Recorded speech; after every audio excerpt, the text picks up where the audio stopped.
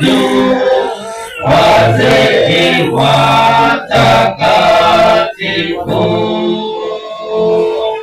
wapi roho iliyokaa moyoni mwa Ibrahimu, kadhalika ndugu Paulo aliwezeshwa na moto.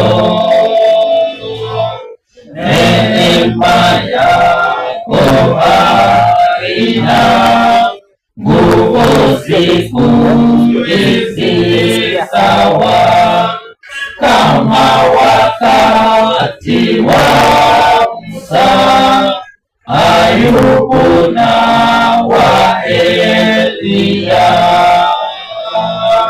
Zamani za kale Bwana, kumbukana kwa rehema, ziuishe roho zetu kwa Roho Mtakatifu.